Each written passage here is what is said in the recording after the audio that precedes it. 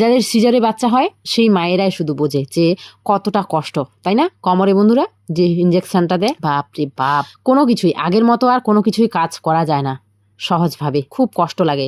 যদিও আমার তেমন সবসময় ব্যথাটা থাকে না, কিন্তু এই যে কঠিন কাজ যদি করতে যাই, এই যে চেয়ারগুলো বারবার ওঠা নামা এইভাবে কোমরে হেলা হলে করে করে, আর বিশেষ করে চেয়ারে বসতে, পিড়িতে বসতে, মানে মানে শক্ত কিছু কোনো কিছুতে আমি বসতে পারি না, শুতেও পারি না। এই যে এই কাজগুলো করেছি, তারপরে হচ্ছে কদিন ধরা এত মানে গরম যাচ্ছিল, তো মেঝেতে শুয়েছি পাকাতে, বাস কোমরে এত ব্যথা, মানে ওঠা বসা করতে কিচ্ছুই পারছিলাম না, মানে সব এত যে খাটাখাটনি গুলো করলাম আমার সব বেরিয়ে গেল, বাপ রে বাপ, মানে পরিষ্কার করতে চাইলাম যেগুলো আর কি। তো যাকে এই আজকেই আর কি রান্নাঘরটা যে গুছিয়েছি, ভিডিওটা দিয়েছি ওই দিনই বন্ধুরা, ওখানে রান্নাঘরটা গুছিয়ে তারপরে অল্প একটু ছিলই মাটি, ভাবলাম এই বেড়াটা দিয়ে দিই, এই বেড়াটা দিলাম। তারপরে ভাবছি প্রতিদিন কি একই কাজ আমি করেই যাব।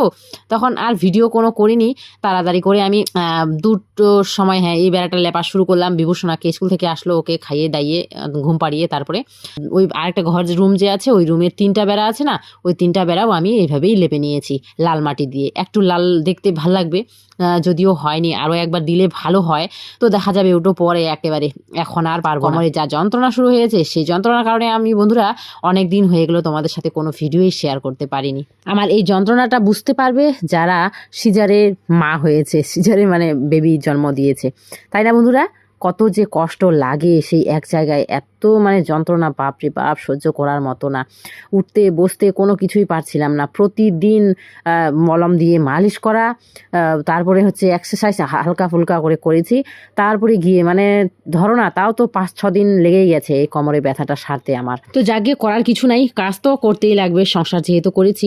আর মেয়েদের যন্ত্রণা আমরা মেয়েরাই বুঝবো, এই কথাটা ভুল মনে হয়, তাই না বন্ধুরা? মেয়েদের কষ্ট মেয়েরাই বোঝে না। এই যে আমার এই সংসারে যদি আমার শাশুড়ি থাকতো, যা থাকতো বা ননদ থাকতো, মনে হয় না তারা বুঝতো আমার এই ব্যথাটা, তাই কিনা বলো তো? যতটা আমার বর আমাকে বোঝে। তো মেয়েদের কষ্ট আমার মনে হয় ছেলেরাই বোঝে। এই যে আমরা সবাই ভিডিও করি না যে ছেলেরা বোঝে না, স্বামীরা বোঝে না, না বন্ধুরা, স্বামীরাই বোঝে। সবার বাড়িতে হয়তো এমন হয় না, কিন্তু আমার মনে হয় স্বামীরাই বোঝে, শ্বশুরবাড়ির আর কোনো মানুষ বুঝতে চায় না মেয়েদের কষ্টগুলো, বৌমাদের কষ্টগুলো। সত্যি কিনা কথাটা বলো তো বন্ধুরা? তো যাকে এটাই মেয়েদের জীবন। আর তবুও কিন্তু বন্ধুরা এই 5-6 দিন আমাকে কিন্তু উঠা বসার যে কাজগুলো, যেখানে কোমর ব্যথাটা বেশি হয় আর কি, তো করতে হয়নি। যেমন পুজো দেওয়া, উঠোন ঝাড়ু করা, এগুলো কিন্তু আমার শ্বশুর বাবাই করেছেন, বাকিটা আমার বর করেছে। এটা তো তোমরা সবাই জানো, আমার বরকে তো চেনোই তোমরা, তাই না? আর এটাই হচ্ছে বন্ধুরা সংসার।